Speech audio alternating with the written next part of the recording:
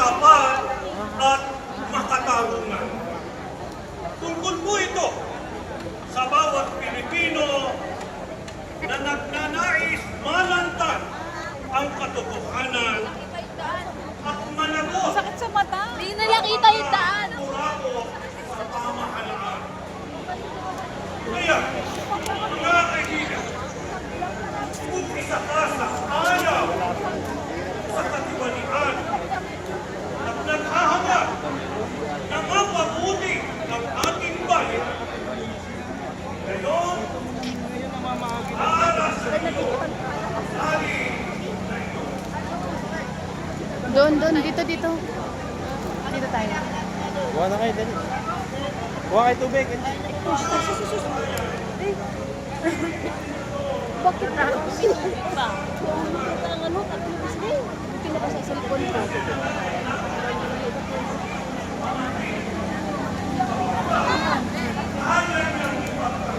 Yes.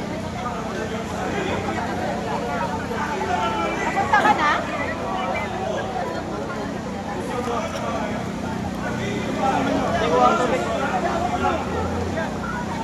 I-video mo ako.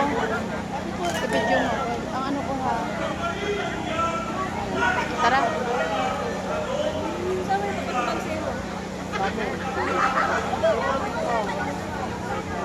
Tara.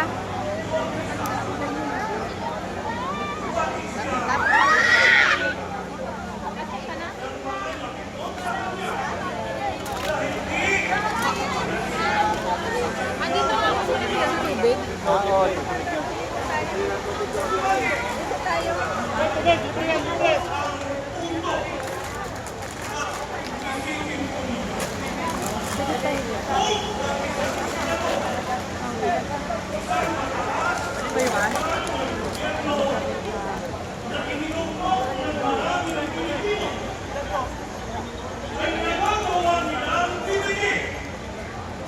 Dahil ang sasya ay naglalantad ng katiwalian, paano na ang pangkaraniwang taong tulad natin?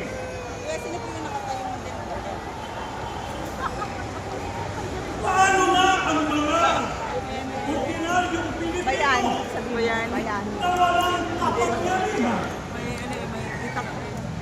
Paano na ang karaniwang Juan de la Cruz na walang kakayahang ipagtanggol ang sarili laban sa pang-aabuso ng kapangyarihan?